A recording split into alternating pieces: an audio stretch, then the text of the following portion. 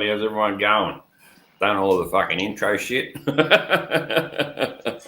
Getting too fucking sophisticated. Yeah, no, that's good. Doing well. How are you all doing? Oh, doing great. Can you hear me? Because this is like my brand new setup that's being used the first time with you. Nah, mate, you're coming through very clear. All good. Yeah, both yeah. Awesome. So we've got a few in the chat. We've got 5. There's Voices Beyond Walls. How you doing? Haven't seen her for a while. Rob, Chili and Bean Boy, Military Bike. Scousy's in the house. There you go. It's good to see. And I'd like to thank Drew popping in because somehow I haven't been able to get on to Scotty Roll Tide, and I'll just check my phone again. Nothing. So me and Drew have been trying to get alive and that going for a fair while, like chat and whatnot. We've even been talking about doing podcasts and things like that. I don't know how that's going to go or how we're going with that yet. Because he's been doing a lot of lives with him and his other partner, Mrs. Hillbilly. So, plus he's been trekking around. Yeah, how you been going, Drew? All right? Dude, staying busy. Like all the stuff that we're working on for this coming year. It's the last couple of months has been. It feels like we haven't had time to even think. That's why when I had time, I was like, "Oh, I am going to watch this." Fuck yeah, no, it's good. Thanks for popping in. You saved my ass anyway. I was looking there, it was like a minute to go, and I hadn't heard nothing. I texted him last night. I said, I'll give you a message half hour before the show so you can get the link. Haven't heard from him. But it's only 5:30 over there. Fuck, it could be anywhere or something. Pretty much. Yeah. No, right. And Ben, he's in Australia. He's another Aussie. Where are you? Down Wollongong way, aren't you? No, I'm in Sydney, mate. Seven Hills. Oh, Sydney, and I've got the lucky weekend shift Friday, Saturday, Sunday, 6 till 6. So, but it gives me time to jump on with you. See? Yeah, you drew the short straw. I did. I'm all right with that. You have everybody in here. Scouse and Randy Sinister Clutch, Jones's Rides. Woo. Yeah, because we have to have a sort of a morning to catch all you guys, and it's sort of got to be around this time or maybe just a little bit later, because which is around 5:36 sort of 7, where everyone's home and everything and whatnot. And it's even better when it does fall on a Saturday morning for us, being the 13th. Then you guys, everyone's sort of home Friday night, unless they're going out or whatever else. So it's time zones are fucked. So we've got to shuffle. The midweek ones I'll try and do Aussies and New Zealanders, where New Zealanders are only fucking 4 hours ahead. And also Western Australians are 4 hours behind. So during the week, when the 13th falls on a weekday, I'll do Aussies and Kiwis or whoever's sort of close and in that vicinity. Or it'll be extra fucking late if I do an overseas guest. But no, when it falls on a weekend, I try and get an overseas international guest on and sort it out that way. And you end up with a crazy hillbilly. That's what you end up with. It's the only way to be, buddy. You know, well, over here they call classes as Aussie Yobbos, and when you Google that shit, it says Aussie Yobbos is like the American hillbilly. Like they're pretty much the same, exactly the same. Larrikin, hillbilly, rebellious, don't give a rat's ass type of situation. So you got that right. Yeah, that's us. No worries. Okay, and yeah, like I say, you've only just got home. You've done a lot of rallies, or you rode all the way down to Rushmore and everything else, and everywhere, haven't you, mate? We've been coast to coast 3 times this year. a lot of Ks. Yeah, your missus knows how to ride now, that's for sure. Yeah, but I kind of felt bad because I'm in the cage behind her on the way home from the last rally, and she's just busting out the miles. I'm like, this does not look right. Yeah, this ain't right. When your wife is the one busting the miles, it's not looking right. Righto. Okay, Ben. Well, Ben, I'm going to have to drop you out, buddy, so we can get these questions That's happening. all good. Thanks for I've popping got some in. work to do. I'll just I'll jump on the in the chat. Yeah. Have an awesome time, and I'll catch you guys a bit later. No worries, buddy. Cheers. Thanks very much, eh? See you guys. No worries, See ya, mate. mate. Bye. All right. Good stuff. So, you still interested in doing that podcast thing together, or? I am. Yeah, it's to do it correctly. It takes a lot of research, especially for a hillbilly that is not as technologically challenged. Yeah, but you got a U-Butte mic and everything like that. Not like the Aussie Yobbo's just in his garage with the beer fridge behind him and got the fucking laptop on the ironing board and the Escalade right here as a table. So, well, this is actually the mobile studio. I have this. I'm actually in a 5x4 area, and it all can pack up, and I can take it anywhere I want to go. All stuck in together. Yeah. We'll just go through the chat again. Jonesy's right. He's in here. Good stuff. Military biker. There's got a total of 5, so I think it's still the same. You, me, Sinister. He always pops in. Thanks very much. Bando, the commute's still there. Rob, awesome. And yeah, back up there. Yeah, Sinister, Clutch, and myself were on the world record poker run together this year, going to Sturgis. No, that's a go. Yep, he's not too far from where I'm from. He's in so what actually state are you in? Well, right now I'm in New Mexico. Yeah, I'm from West Virginia, but West Virginia, yeah. But yeah. I'm in New Mexico right now. Virginia, bootlegging country. That's it. Coal mining and bootlegging. I've seen Lawless. That's a good movie. Yeah, it's amazing though. Like I said, a good movie like that about Lawless, and then it's all on true facts, and the way they did it, like it just for us over here, like fucking, we don't have much bootlegging and all that. It's just I know completely different. But then you guys over here, like stilling in the hills and all that, and you turn the lights out, and all you see is all the pots burning in the in the mountains or a glow, and because then like with your NASCAR, all your NASCAR drivers are all ex-fucking bootlegging drivers and that type of stuff. The history of that is just, I think it's amazing. I enjoy listening to shit like that. Yeah, because the people from the hills, the Appalachian Mountains, we're always known to survive. We adapt to survive. Yeah. So, and we don't like outsiders. Yeah. Especially the law. We're not big on the law. We have our own. Exactly. We have our own law, and it works just fine. Yeah. Well, that's like that movie when the whole thing's on when the government brought the taxes in on the alcohol, and the breaker ants or whatever. They said no, fuck that, and all the other blokes were getting taxed on their fucking alcohol, and they wouldn't hear of it. So anyway, it's a good movie if you haven't seen it. I've seen it. It's still going on today. Yeah, fucking what's his name? The lead actor, Hardy. He's a real good actor. So for everybody that's in the chat, if you don't know, when the missus and I started our stuff, especially the Instagram stuff, this is actually our first follower. You are our first follower, Smithy, from the very beginning. Exactly. I love telling people that. Yeah.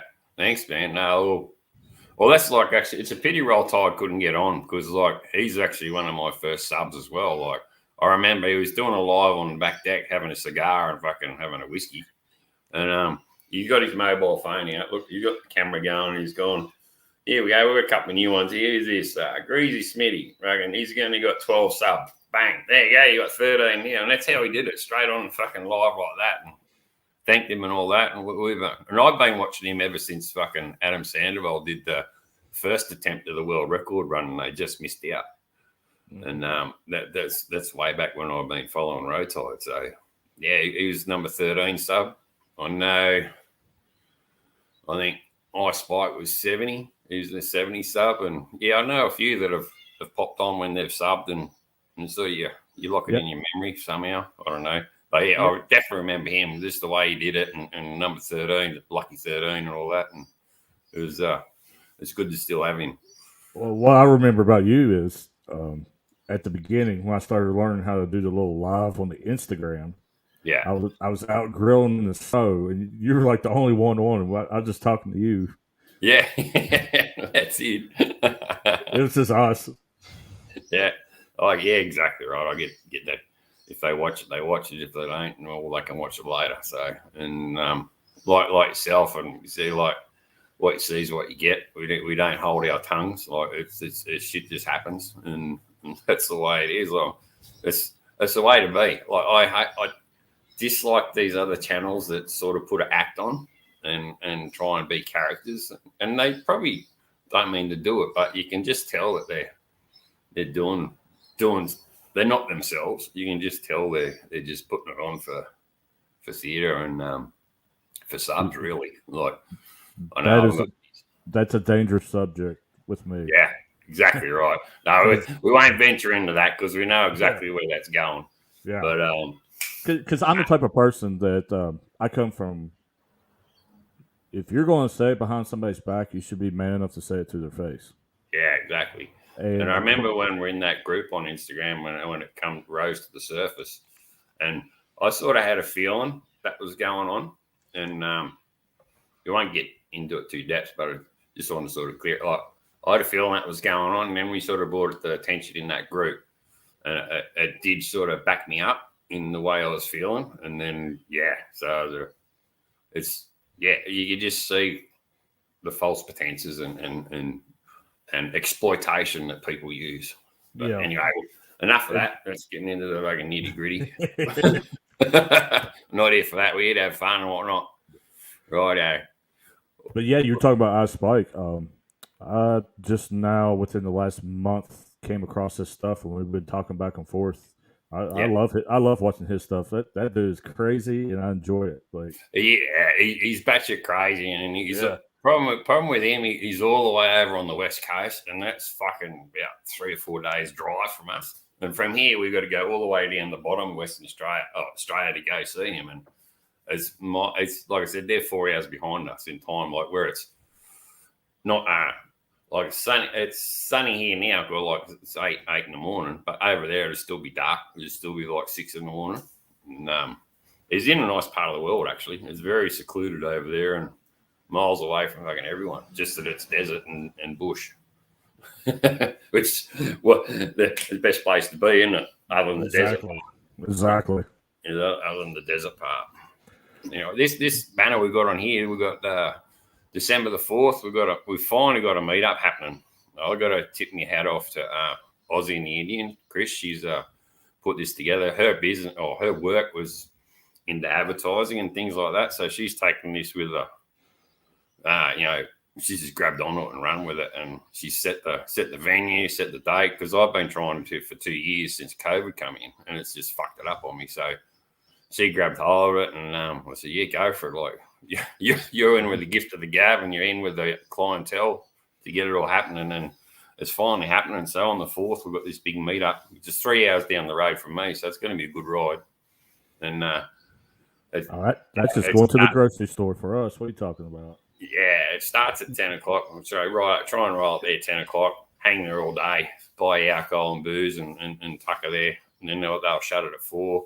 Camping will start at 4, and then the night rolls on, as you know. So I hope we can get takeaways there. I haven't finalised that yet. I want to find out if we can get takeaways from the cafe before we shut up, because if not, I'm going to have to take some. Take a bottle. The midnight munchies. Yeah, exactly. Munchies, there's a meal in every can. I say steak in every bottle. Yep, exactly. No worries. So yeah, looking forward to that. So it's getting to be a big event. She's got a few clubs coming, and most of the Aussies here that can make it are making it, and then we're going to try and do it as a yearly thing, which is the whole idea as well. But, see, we got we kind of been talking in the plans. The whole COVID threw everything out for this coming year, but trying to get on these other continents to meet people like you and other followers, and just to try to bring our world even a little bit closer by traveling and meeting you guys. Exactly. But man, your guys' COVID thing, that government's out of control right now. It's fucking everywhere, mate. It's just there. And the worst thing is the ones that are protesting. Like, they're protesting for this whole vaccine shit and all that. But if you don't get the vaccine, you're going to get sick. And, okay, it doesn't stop you from getting it, but it stops you from being sick. And that's the main thing. But I understand their point of view as well. But it's a nitty-gritty situation. But in the cities like Sydney and Melbourne, where there's so much people and they don't give a fuck and they protest all the time, you're supposed to keep a distance so you don't cough or fucking spit on them as you're talking type of thing. And they're just fucking catching it. So what's the difference between the flu and everything else? Is he just do exactly the same right? thing? Like, and even back in the day, my old man said, like, fucking back in the 40s and the 50s, I rang him up for Father's Day and he goes, "You got your needles?" I said, "Yeah, mate, I got my needles. I'll get me second one on the 15th of fucking September." He goes, "Oh, that's good." And he goes, "Back in our day when polio and all that was around, it was mandatory. If you didn't get the needle, you get fucking shot." And that's how we fucking put it. I said, "Yeah, that's the old days. So if they did that now, there'd be a lot of dead people hanging around, I tell you." Yep. Yeah. But that's another fucking debate. Anyway, we'll get on to the question here. First question's there. What inspired you to do your YouTube channel, buddy? We just did it to document. Just to document for family and friends. Really, the COVID thing's what pushed us to take off on our adventure. She wanted to be a travel nurse. Try it. Well, she's a nurse too, so she's right in the nitty gritty too, isn't she? Yeah. She's a travel nurse, and I've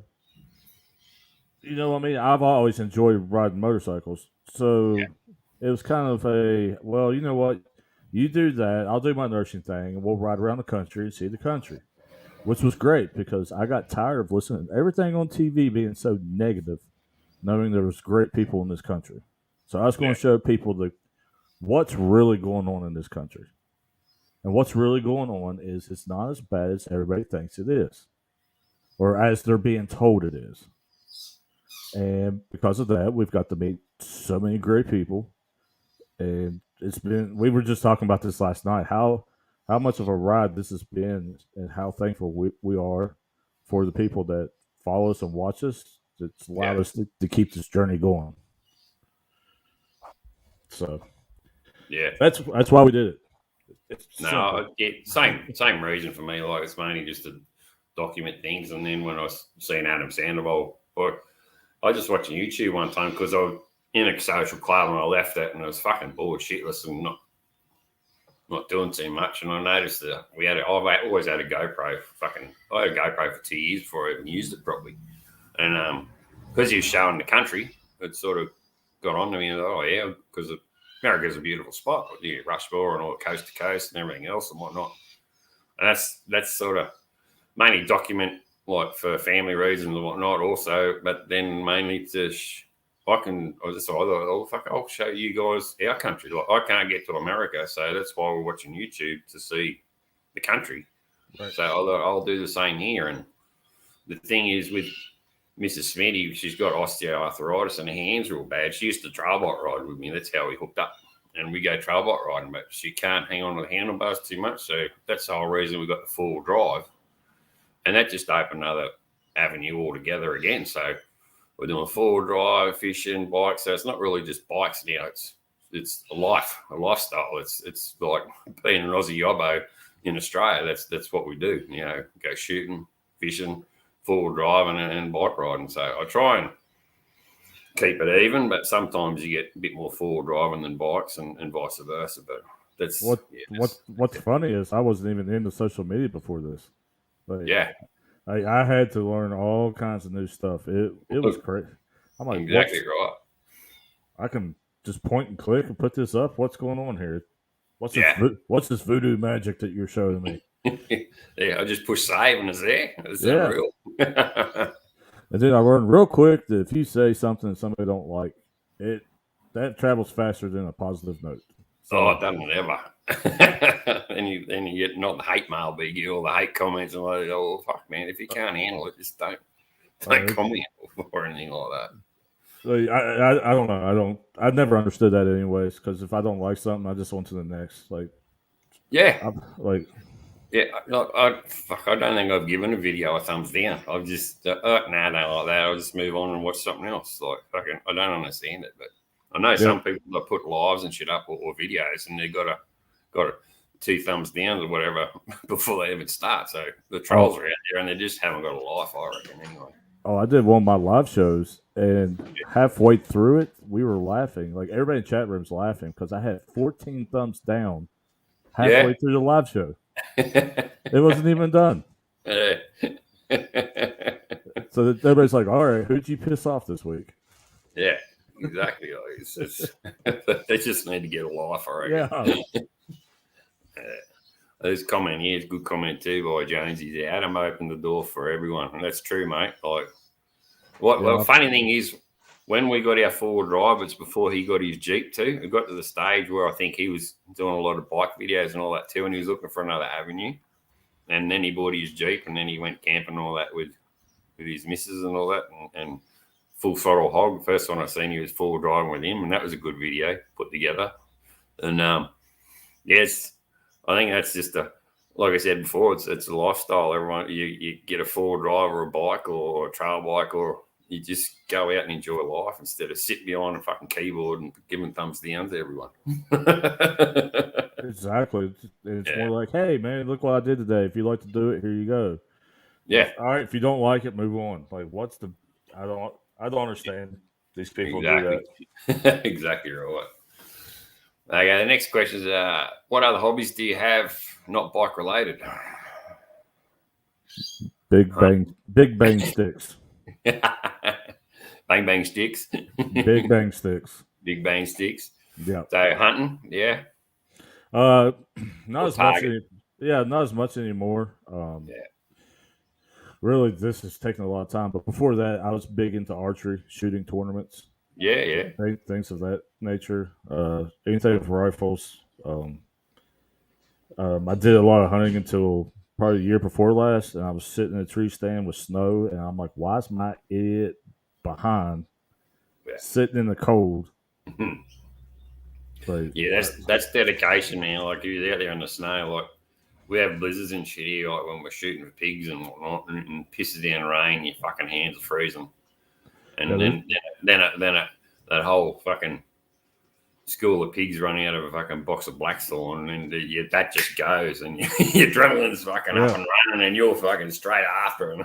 You're trying to reach them with the big long fucking boomstick, and marksman shots and all that as they're running across the paddock. And sometimes you don't have that. You only got fucking a foot of grass, or the grass is just parting to have a go at them. But there's only one creature I haven't killed, and I'm going to do it one day. I've always wanted to bow hunt an alligator. Yeah, because it's a very challenging thing to do, because you hit him in the right spot. Yeah, you have a spot that half size, or like a size of a $half, about a 3-inch. 50 piece. Yeah. You got to because everything else is real tough or real hard. You got to hit that exact spot. And I've killed a lot of different animals, but the reason that I'm not hunting is because I've always been taught you eat what you hunt. So if you're not going to eat it, don't go hunt it. Yeah. Well, it's like they call it vermin control over here. So, like, foxes are a pest. So back in the day, we used to shoot foxes and skin them, but now the dollar's not good for the skins. So they're just running riot, and the national parks are poisoning them. So virtually, you're just shooting them because there's too many of them, and they're catching. They brought the fox in to get rid of the rabbit, and then they bring this other thing in to get rid of something else, and it just more problems. So, yeah, we had that problem with the deer population getting out of control. So our local wildlife, they brought in coyotes.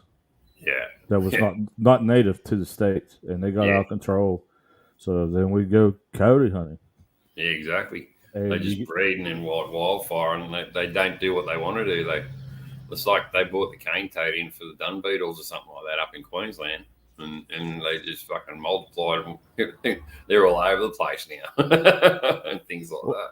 Well, they are predators, so they went from deer to our cattle to our hogs, because I lived on a very big farm. Yeah. So they were getting the livestock. They weren't getting the deer; they were getting the livestock. Yeah. It's like that. Your vermin control, like pigs up here, they're a problem. They're all through the national parks and everything and all that anyway. It's just that you'll never control it. There's that many here. It's a big place and there's no fences, and they just fucking push through it anyway. But vermin control, we just pig shooting foxes, but mainly pigs. And it's just when we go fox shooting, mainly it's just to go camping and fishing. We'll fish on our Wee Jasper videos. I got one coming out. We went at Easter time. We're just fucking no time to edit because I'd rather be out doing shit than sitting behind a computer editing because it takes too long. But we went there and we were just fishing on the edge of Burrinjack Dam, fishing for Murray cod, and then go fox shooting. But because they've been hunted a fair bit, they're very shy, so they don't hang around. And mainly it's just to get away and clear the head and be out in the country and live in the mountains for a week or two. Yeah. Yeah, I didn't realize how destructive hogs were until I went to Texas, and those ranchers, it was very cheap to be able to go hog hunting because they wanted them out of there. Yeah. So, but they're fun. They're meaner than all get out.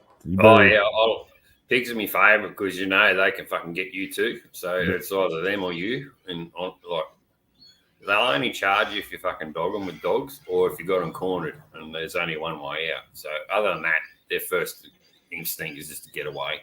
And they're cunning as foxes. They're smarter, and foxes are pretty smart too. So yeah, both of them are my favourite things to hunt. They're just fucking witty, and they'll a big fucking 150 kilo boar can go through a bush and you won't hear them move. They'll just fucking trot out the back. You'll just hear a bit of a rustle and that's it. And then they're fucking trotting down behind you. Yep. The little ones, they crash bash through the fucking scrub. They're not smart enough yet because they haven't been shot at enough. Yeah. Okay, third question. When did you learn to ride your moto? I've been riding since I was 5. Yeah, I'm the same. Yeah. When I turned over here 16 to get your driver's permit. So when I got my driver's license, I went and got my motorcycle's license. Yeah. But I got on the street when I was 16. Yeah, over here, you get your light L's when you're 16 for a car and 16 9 months for a bike. And I always had bikes. I've had bikes since I was 6. So I had an XR 250 at that time. And as soon as I got my L's, I thought, bang, straight away. Because you're solo, you're on your bike, you don't have to have a fucking person next to you fucking telling you what to do. I thought, fuck, how good's this? Yeah. Yeah. And then all the other guys, back then, L's weren't limited. I think you could have it until you learn how to ride properly and confident enough to go for your piece. So you can have them for 3 years if you wanted to. But back in the day, when I got my L's, for 16, 9 months, I think the minimum, you have them for 2 or 3 months is the minimum. So I had it the minimum, and I thought, I'll go for my P's, which is your next one up, and that's 12 months. And then you're on your blacks. So I thought, why hang around fucking 3 months, 2 years on your L's when you can go straight for your blacks in 2 years or 18 months? So I didn't see the jollies in that. So I went straight for the big guns straight away, just so you can ride bigger bikes. Yeah, here it's just you got the permit or you don't. You got the license or you don't. There's no restrictions. Yeah. And back when I took mine, it was, can you start? Can you stop? Can you go around a turn? All right, you're good. See you later. Yeah, exactly. I heard someone's podcast the other day though. I was on Dundee.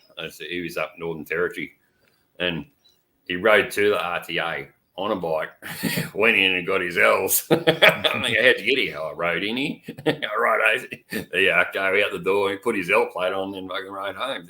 So he rode down there with no fucking license whatsoever, and then got his license, and then jumped back on the bike and rode home. So that's what I did. Yeah. I took my brother-in-law's Softail and rode down there, got it, rode home. Like, they didn't ask, "Oh, who brought you the motorcycle?" No, they literally watched me pull in the parking lot and get my license, and then leave.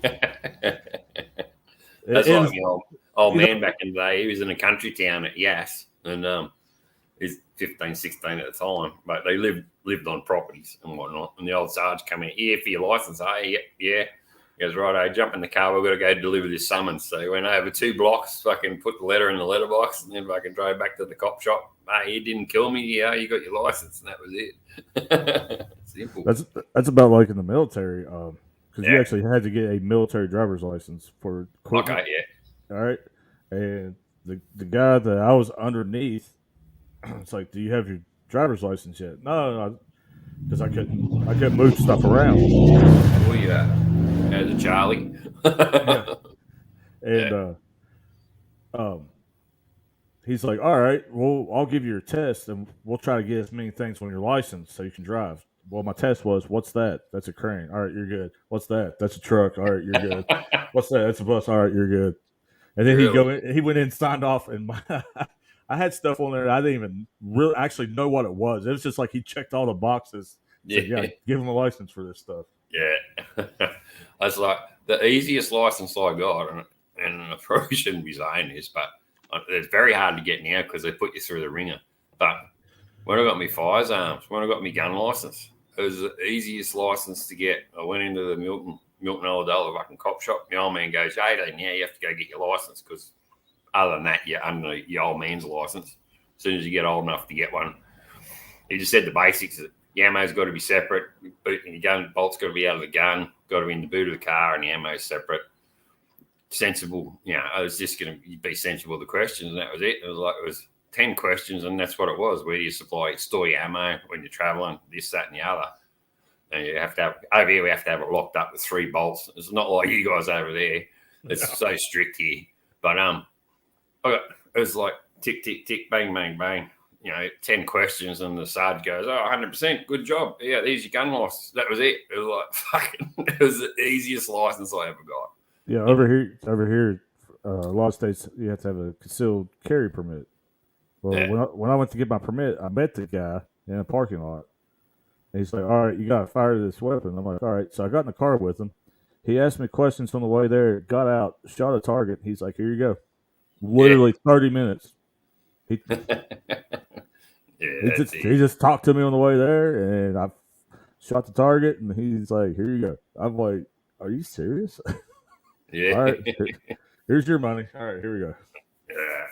It's I don't know. But over here, it's so there's such a contrast from state to state. Yeah. So you have to be up on the whole country, or you'll get yourself in a pinch real fast. Oh, exactly. Okay, we'll move on to the next question. And it's a drone one. It's like, what's your worst drone experience you've encountered? And part B is like favorite music or band that you've seen live. But I know your worst drone experience is just gone the other day. My worst drone experience is going down to a stoplight, coming back to pick it up, and it's gone forever. Yeah, exactly. I'd say your missus was heartbroken. I seen a live she did on Instagram. And I know the feeling. Like when I flew mine and fucking one finger launch, fucking away it went, and then that's how easy it was. It just fucking took off, gone. There was and like. But the thing was, I had the controller in my pocket, in my vest pocket, and the drone was in the bag. So, good luck. Have fun. Yeah, exactly right. But I bet if that was a hat, it wouldn't even moved. So somebody was watching, like somebody was standing there watching. Was like, "Oh, God." Yeah, So they stole it. Like it didn't fall off the back of your bike, and someone fucking flogged it. Yeah. No, it fell off, and we It knew fell off. Yeah. when we knew it fell off. So That's we what I thought. Yeah. turned around to pick it up, and that's Yeah. how fast it disappeared. Yeah. Well, no, that's what I thought. It had fallen off. Then you turn around, gone to find it, and it had gone. Like you couldn't find it. No, it's like, oh yeah, let me whip around here, go back and get that. Yeah. Gone. Yeah. That's fucked. Yeah. And that's that's just as bad as fucking a drone experience, like as in flying. Like that's the worst thing is having your fucking drone taken off, right, gone, fallen, lost, flew away, all that type of stuff. Especially when you've only had it for 2 weeks, because you're like, oh, I'm going to learn to fly a drone and add that to my footage. And they cut the awesome footage and all that, and they cost so much to fucking get, especially over here. Like what it's charged over there, you can add another half on it. Like if it's $1,000 there, it's $1,500 over here because of the dollar's shit. Like I think it's 65 cents to the dollar to the US dollar. Right. And it's the dollar's hard to get as it is than to fucking have it fly off like that. Anyway, yeah. Especially when you do all this out of your own pocket. Like we don't have sponsors, we don't have people pay for anything. We do all this just for fun and entertainment. Oh, exactly right. It's virtually a hobby. It's like you said, it is one of your hobbies. Like the other question, what's your other hobbies other than YouTube? But it's a hobby. You enjoy it, you do it, and document fucking camping trips and holidays and all that type of stuff, and entertainment for other people. But next part of that question is music. I know you and me got a similar taste in music with the videos and whatnot. We've spotted a few bands and slung it each other's way. So yeah, what's your favorite music or band you've seen live? My favorite band I've seen live. I've seen a few. Yeah. That were actually better in person than they are on the album. Yeah. Because I'm all over the place. I'm a little country, a little rock, a little rap. Yeah, I'm the same. Oh, listen to fucking everything. Yeah. We're going back here. Dave Matthews. Yeah. He was better in person than live. So is he a country singer or? No, he's kind of a alternative rock guy. Yeah. Creed Fisher. I don't know if you know Creed Fisher. He's kind of like they're two I haven't heard of. Like so. Yeah, I haven't busted in the Australian market. Like I haven't heard of them ones. Unfortunately. Well, if you kind of notice with my music, I'm not with the mainstream people. Yeah. Like I like to find the underground, independent guys that produce good music. Yeah. And one of those is like Bottleneck. Yeah. Bottleneck's a good independent guy. Creed Fisher's kind of like Southern rock. Mm-hmm. Like old school Southern rock. Yeah. So that's some good stuff. I don't know.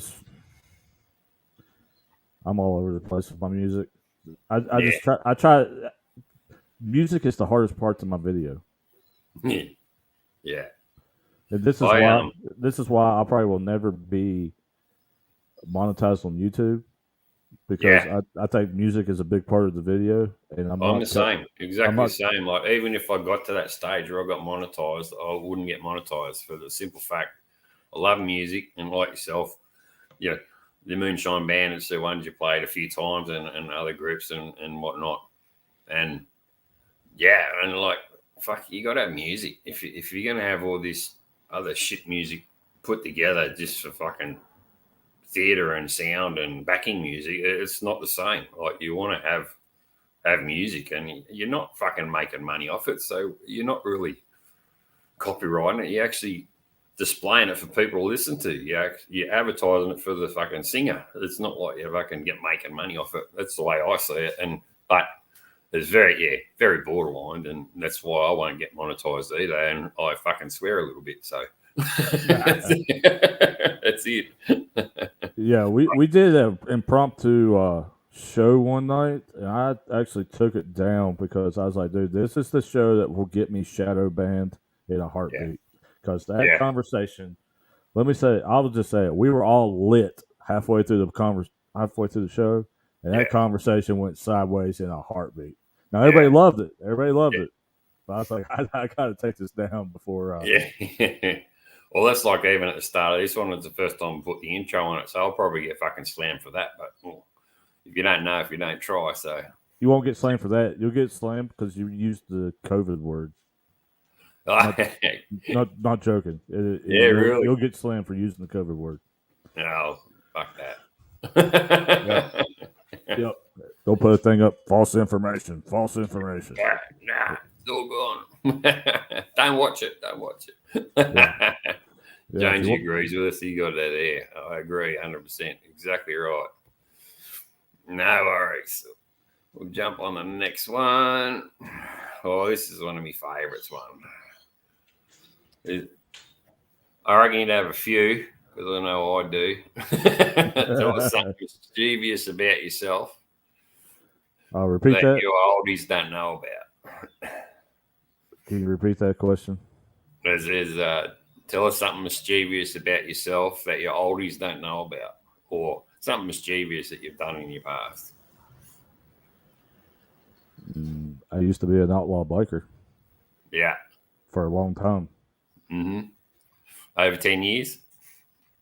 I'm not going to say how long, where, or what. Nah, totally understand. Like I said before, I was in a social club, and like with the social clubs, they hang around. The outlaw ones over here, and I understand the code completely. Like, exactly right. But the thing is I was the same before I went in, and I'm the same that came out. Nothing changed about me. That's what I kind of get aggravated with these YouTubers who are jumping on this bandwagon. I'm like, dude, what you put on should not change you. The cut does not make the man. The man makes the cut. Exactly right. And then they sort of itemize like poses and things like that, and like you just said it then, like you got the vest on, and you got your colours and all that there, and you're representing and all that. Like I said, it shouldn't change you. You're still young, man. You be you.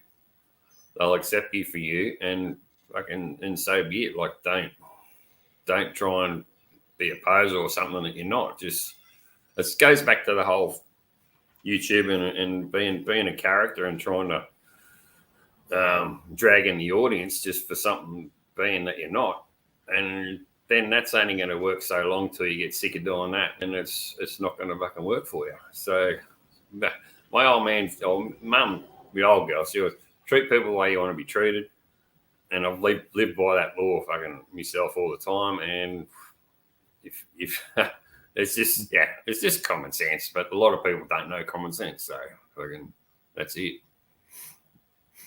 But another thing people might not know about me, I enjoy kayaking. I enjoy being just cruising. Nothing hard, just out on the water kayaking. Yeah, I've been looking into that actually, but kayaks are pretty dear over here. But I enjoy all my fishing videos. Rick, your mate Rick, who's got the boat, top boat too it is, and just sitting there, and then when you're fishing, I only just got my fucking license fishing, because that's another reason why I've refused fishing for fucking 20 years, because I refused to pay for a license to go fishing.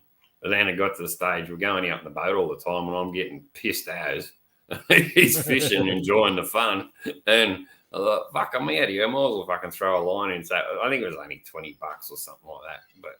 But I was so anti against this license thing, but then now I've got the license, I'm going out, I'm enjoying fishing and sitting on the water, like you said, just peaceful.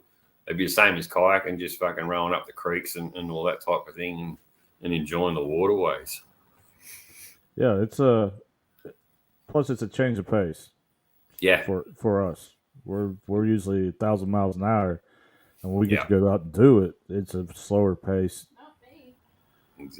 Well, yeah, because the last time we went, she said she wanted to work out. The missus is over here, just to let you know.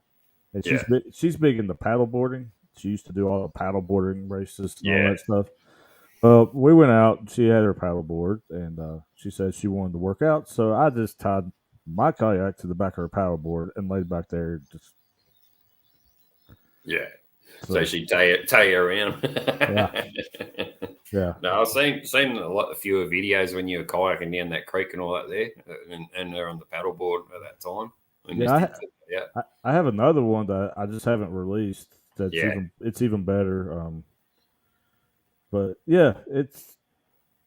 See, that's the thing too. That I enjoy those too because it's something different, and it's the country again, and it's something we don't see because it's over there and we're over here. So that's the whole reason I enjoy this whole YouTube thing. You find a good channel, you stick with it, and okay.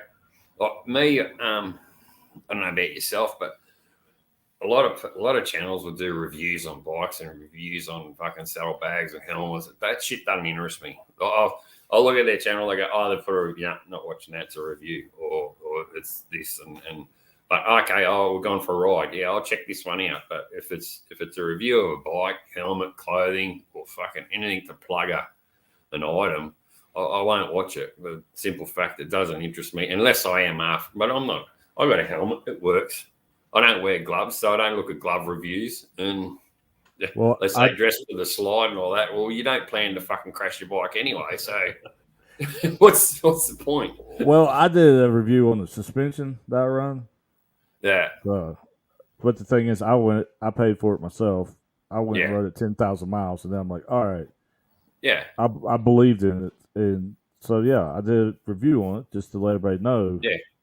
But that, like I said, I'm not there for looking at reviews. Like, if you are looking for suspension and whatnot, that they are handy, but just entertainment I'm looking for, and not a 20-minute chatting about suspension. Like, I know my old Softail, it's like fucking rigid anyway. There's fucking no suspension there. Every time I hit a pothole, it jars my spine and fucking my teeth chatter. So fucking that's what I ride. By the way, Jones, tequila does not make my clothes come off. It's moonshine. I think he's talking about your missus, actually. I am banned from drinking moonshine or drinking a lot of moonshine. Yeah, being put on a limit. Yeah. Yeah, the last time I ended up naked in an inner tube floating down the river with a case of beer. They were like, yep, that's enough for you. Yeah. No clothes on. Yep. Right. We're up to number 6. What's your favourite sport or play or watch live on telly or whatever? So what's if you do, like, it includes motorsport. It doesn't just fucking mean footy or anything or anything else. Is what sort of do you like watching? This might surprise you, but I enjoy watching college basketball. Yeah. Yeah. I used to play basketball at school, and that's when I left school. It's sort of where it fucking ended. But that was my game actually back in high school was playing basketball, and got pretty good, represented the school and the town, and went traveling and things like that. But no, I enjoyed that. Basketball is a good top game. I love it. Used to be able to hit the 3-pointers and fucking. I wasn't too much of a dribbler, but I'd just pass it off to the little cunts so they can get up the field. And yeah, no, I enjoy that in basketball. Haven't played it in a long time though, since I left school. Yeah, it's very quick. It's a lot better in person than on TV. Yeah, because people don't realize how physical, like, especially when you get up into like the bigger colleges or bigger teams and stuff, how physical basketball actually is. You're out there beating on each other without pads. So yeah. But unfortunately, some of the pros, they like to do the whole flop and, oh my gosh, drama queens. Yeah. I'm like, dude, you're getting paid millions of dollars. Shut up. Keep running. Yeah, well, that's like soccer. The Socceroos played the other day, and there's nothing on telly, so I watched it, and they played Saudi Arabia, and those pricks, like, clipped them on the heel, didn't even touch them, and they're crawling around on the ground. Hey, how you going?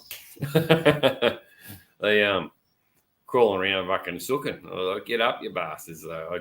Couldn't watch it. I'm gonna get a beer.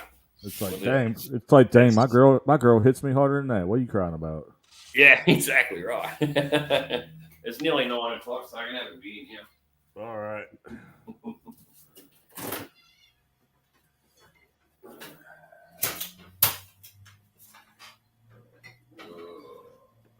Hold on. Hey, it's Harley Fat Boy Jr.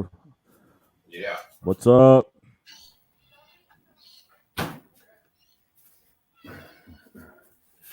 don't want to have too many because fucking once we finish this, we'll shoot downtown and probably go four-bin on the beach and whatnot. I got a beach pass the other day, last weekend.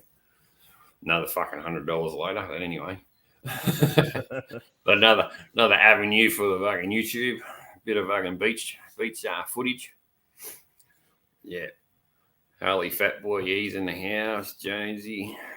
Kerry's in the house. She's up Queensland. She's an Aussie. What's up, Kerry? Jonesy's hanging around. That's good. Beer sounds good right now. Yep. And it's only 9 in the morning, so there's no time limit with me. Fuck, I'll have it at 7. Or if I feel like a beer, I'll have a beer. When there's a big motor race here in Australia, Bathurst, and it's all day. It's a 1,000K race. It's 160 something laps on this mountain in Bathurst. And when you camp there, you're drinking all at 24/7 anyway. But even that morning to watch on telly, if you're at home, I'm usually up 7 in the morning and cracking a beer, and then you just pace yourself all day till about 5 in the arvo, and you're pretty much shot by the time you get there. But fuck, it's a good day. The best cure for a hangover is just to drink more. Exactly right. Top up. Yeah, Harley Fat Boy Jr. is Saturday in Australia, and you're watching the future. Just to let you know. Yeah. Smitty is the future. You're watching the future. That's it. I'm in the future. I was saying Back to the Future. Oh, fuck, that's nice. Righto. Celebrity time. Okay, what celebrity does it for you who you wouldn't kick out of bed? Gwen Stefani. Gwen Stefani, yeah. She's awesome. I loved her in No Doubt when she had that fucking spider song. Yeah. Yeah. I hear ya. And when you get money, you stay looking good. Yeah, true. And they put her on the right bits. So, Yeah. but she had even when she had kids and all that, fuck, her body didn't change at all. I remember when she had a kid and all that back in the day, and she just didn't show, or she wasn't in the mainstream. They didn't show too many pictures of her when she was pregnant, but straight after it, she's back into the bike shorts and the fucking in the gym tops and everything else. Yeah. I was a Blake Shelton fan. No, I'm not, because he married her. Yeah. Who's that? So I missed it.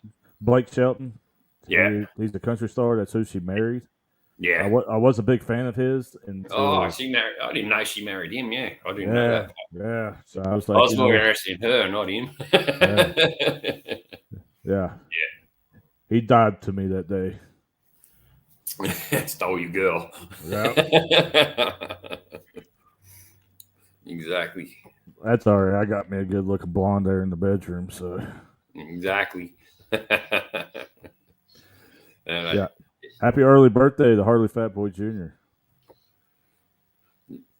His birthday. What birthday today is it? I fucking missed it. It's Harley Fat Boy Jr.'s birthday is on Saturday, and since it's Australia, it's Saturday. No, on the 13th. Yeah, he's going to go ahead and celebrate. Yeah, he's a Scorpio too. My son had his 25th on the 1st of November. We had it, and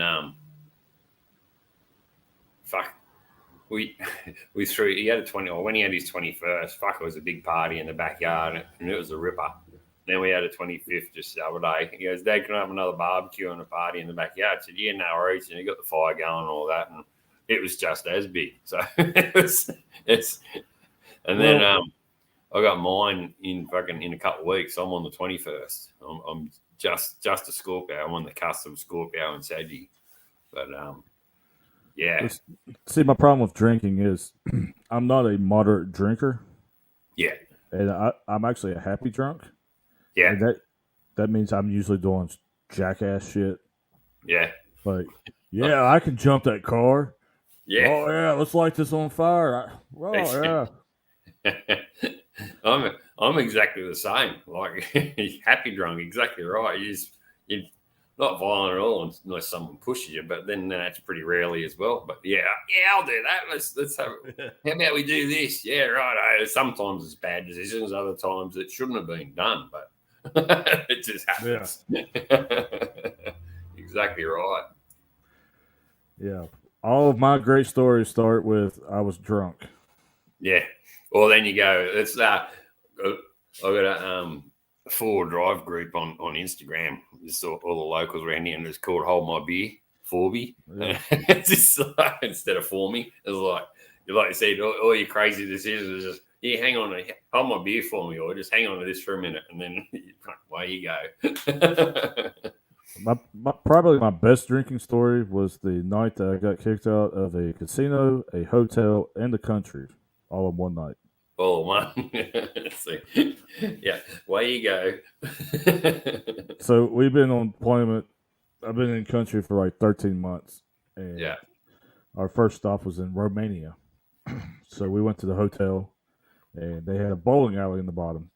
I mean, I didn't even unpack. Like, literally, I opened the door to the hotel room, threw my stuff in, and went downstairs to get drinking and bowling. Like, I was on. Like, we were having some fun. Yeah. So we started playing. We started bowling, drinking. And when you made a strike, this naked chick got on the screen, jumped up and down. So we figured that out. The more you drank, the more you were trying to make a strike. Well, it ended up with us just running down the bowling lane, knocking down all the pins, just so we get the chick to jump on the screen. Yeah. And somebody threw a bowling ball through the ceiling. It wasn't me, but it did happen. And after that, they were like, "Oh, we're out of alcohol." I'm like, "Oh yeah!" All of a sudden, the bar's dry. After we just destroy stuff, the bar's dry. So me and the pilot and the navigator.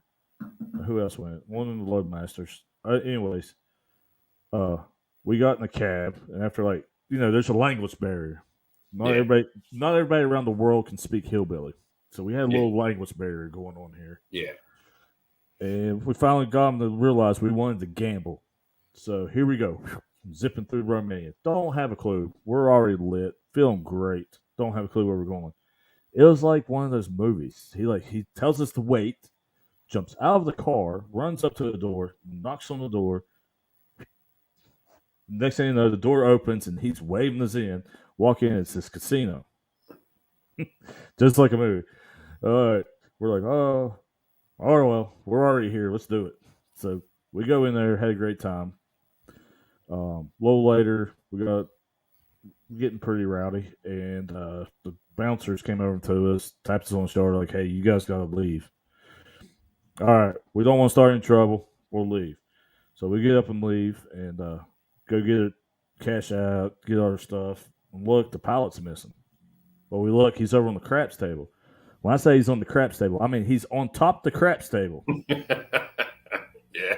These two big old Russians, dude, was not playing around. They grabbed a hold of him. There he goes. Past us, out the door. We're like, we'll need his stuff too. So here we go again. We're walking around. Don't know where we're at in Romania, but we're walking around. And find a cab. Once again, language barrier, trying to explain where we need to go back to the hotel. So we go to the hotel. When we turn the corner, there's a car with the ambassador's flag on it. We're like, oh, crap. We get in the lobby. They have everybody lined up in the lobby. Well, while we were gone, everybody else decided to destroy the hotel. All right? Yeah. So we're the flight crew. We're not supposed to be drinking, just to let you know. But we weren't supposed to take off until like 7 the next evening. Yeah. So, we're good. Yeah. But no. All right to fly. But no, that did not happen because everybody decided to destroy the hotel. So the hotel was kicking us out, and the ambassador was like, well, I think it's be good for you guys to just go ahead, load up, and head to your next stop. Yeah. Well, we're in the back, and people are like, they're like, well, who's the flight crew? We're in the back. People's like holding us up to make us look like we're not as drunk as we are. Yeah. I am, sir, over here. It's the only time I ever did a pre-flight check with the plane holding me up, all right? We should have never took off. Thank God for autopilot. Yeah. Because our little trick in the Air Force was like, we come in still feeling pretty good from the night before, and we had what we call locks with liquid oxygen on the planes. Yeah. So you go and you huff that stuff, and it would just sober you right up. Yeah. Like, no hangover, feel great. So there we are, like sucking this little oxygen. yeah. Turn the motors on. At least look like we're doing something right now, and everybody's on the flight deck.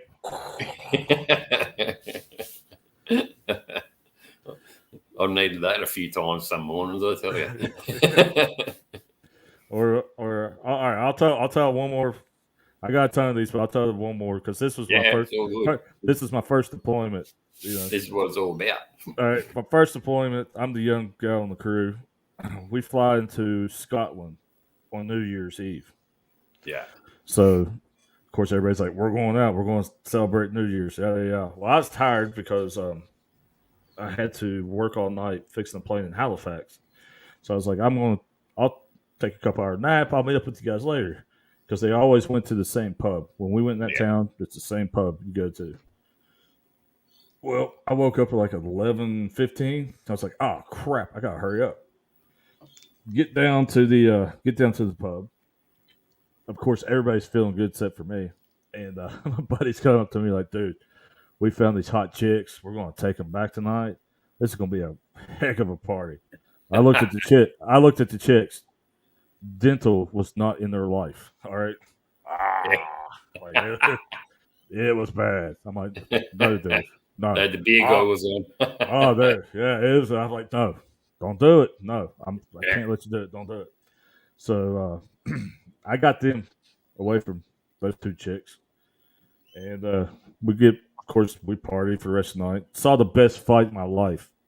All right. I never understood the whole fighting over your team's football spirit. I found out that night what it's all about. These two drunk guys, as we're leaving, was outside getting into it. I bet they fought for 5 minutes and never hit each other. Yeah, like they would swing and they kept going in a right hand circle. Yeah, I'm like, and then of course the police show up, they get arrested. I'm like, that sucks. You literally got in a fight for 5 minutes, never hit him, and you're getting arrested. Like, that's horrible. They didn't have me hit anyone. Yeah. So the next morning, of course, this is back in the old digital age. Well, let me say, not that old. Digital cameras. We didn't have all the smartphone stuff going on. So I had my digital camera. Yeah. Paparazzi everything that night. Yeah.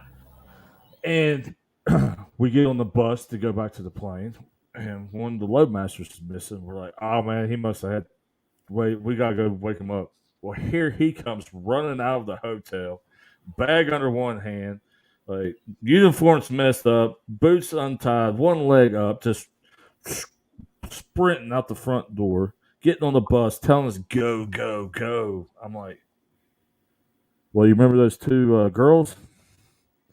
He woke up the next morning, looked at one, and was like, I must have been drunk. But he said when he rolled over and saw the second one, he's like, I got to get out of here.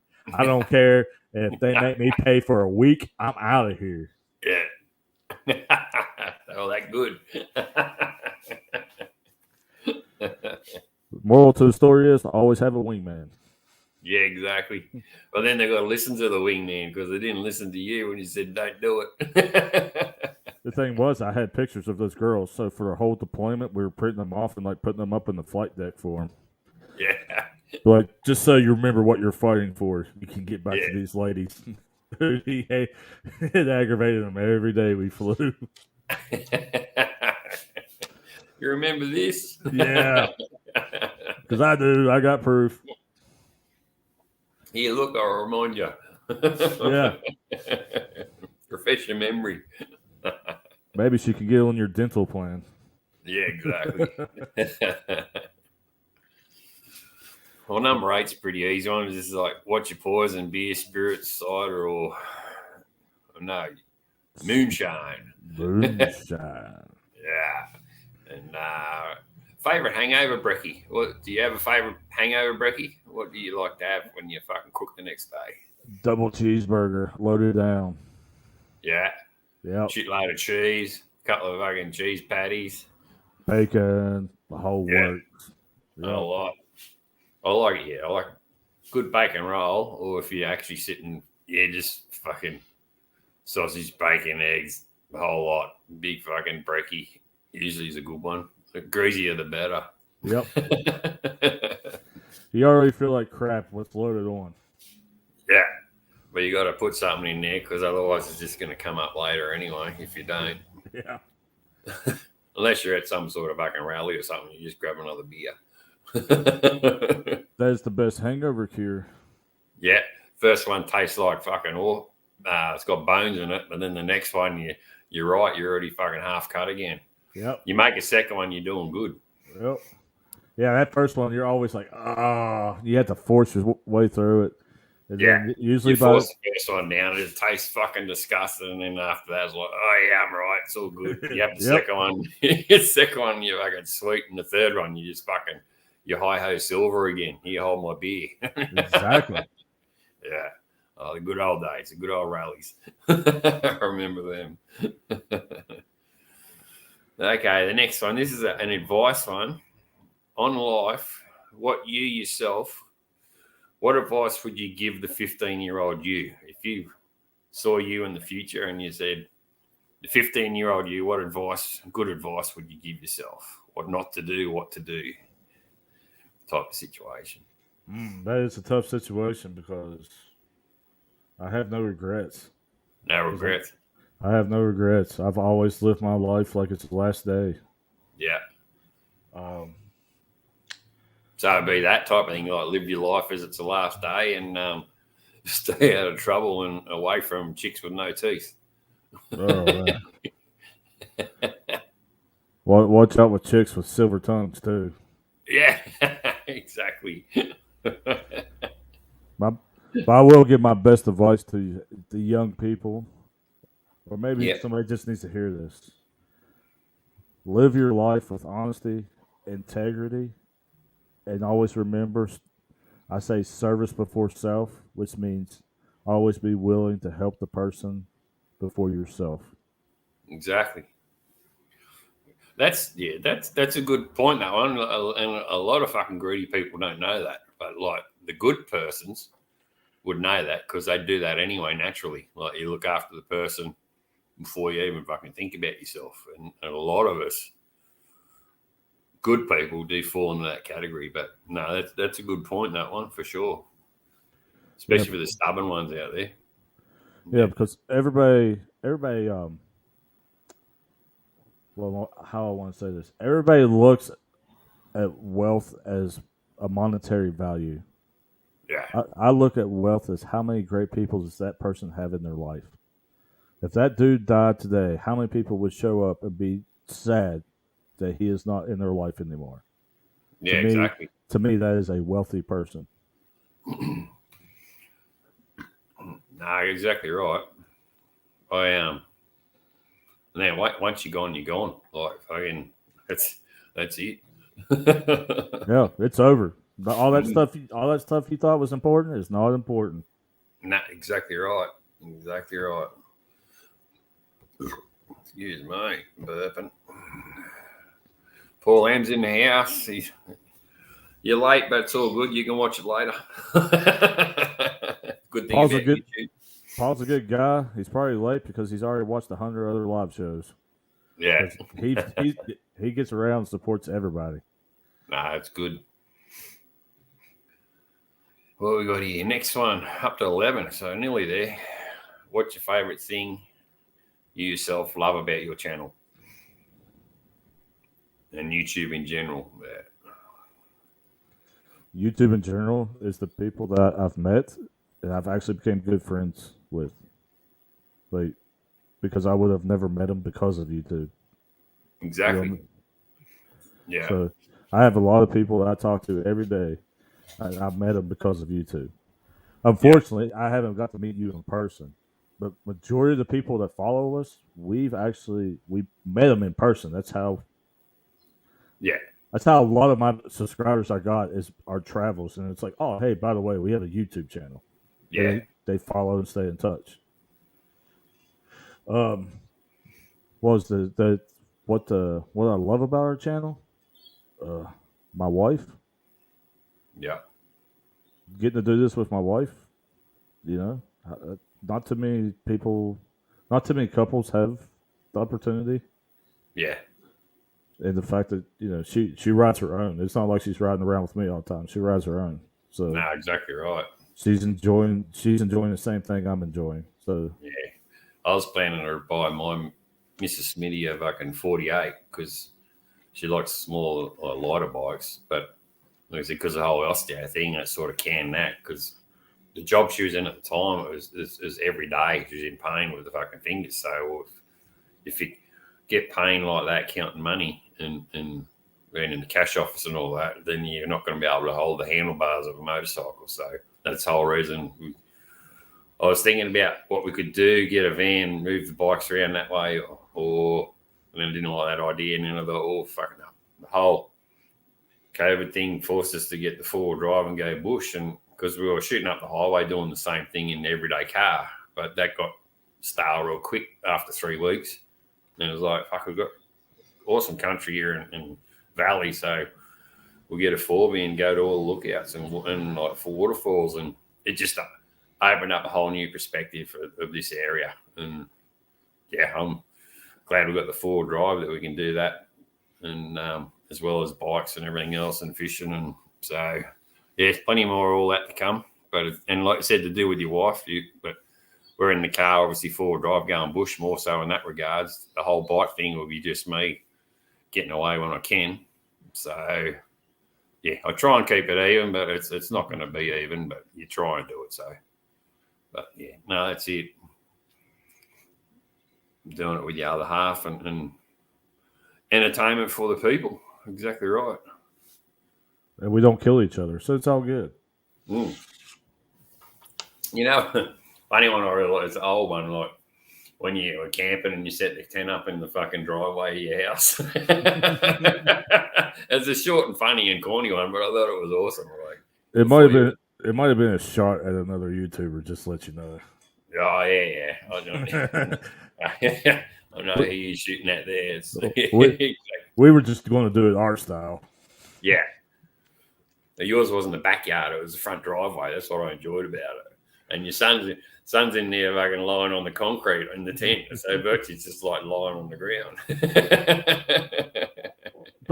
But honestly, that's how we travel. Like if you keep up with us, we're not even really tent campers. We're just parking lot sleeper lizards people.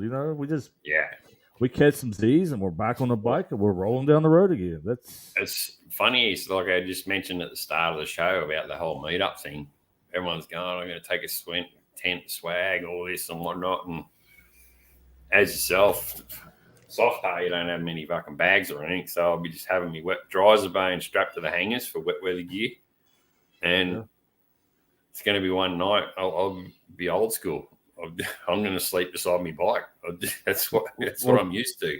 When we went to Yellowstone this year, that's how we camped. I just pulled out the tarp, made a little lean-to with the bike, and we slept under the lean-to. That was just to keep the dew and stuff off of us. I when I organised that rally in the old fucking pub I did, old abandoned pub, Airport Tavern, organised the wreck because I was a road captain and social officer.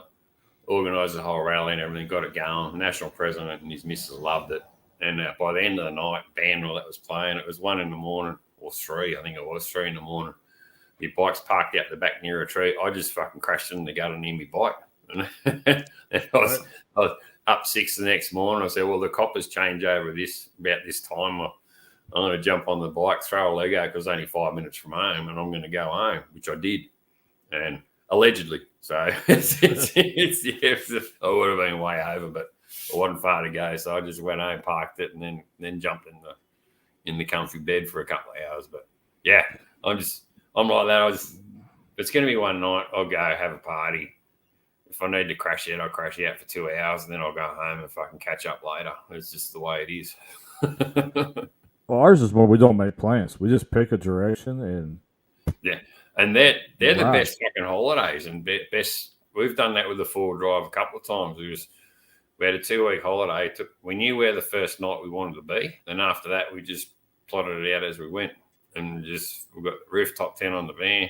It's all decked out, got the fridge and all that now. And we just go, just jump in, go. And we did it one time in Tasmania. Went down there, flew down, hired a car, got to the intersection. I was like, left or right. That's it. That's how we planned it. You know, it's like we had no idea where we were going to go. We knew we were going to go around Tassie and see the place, but it was left or right. Right. Okay, so we turned right. That was it.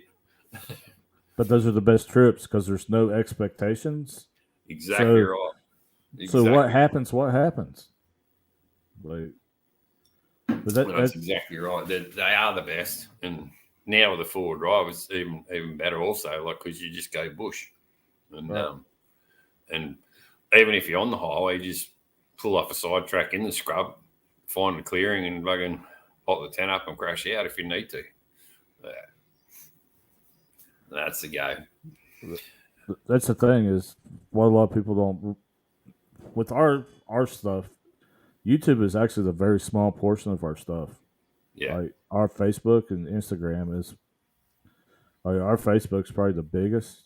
Like we'll have tens of thousands of people watching our stuff on Facebook versus YouTube.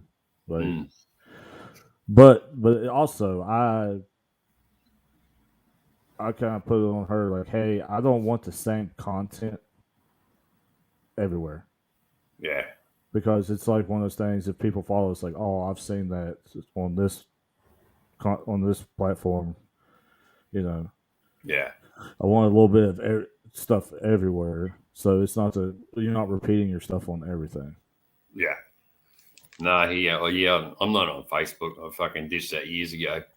But Instagram, that's sort of the easy one to sort of control. And it's just Instagram and YouTube. That's all I got.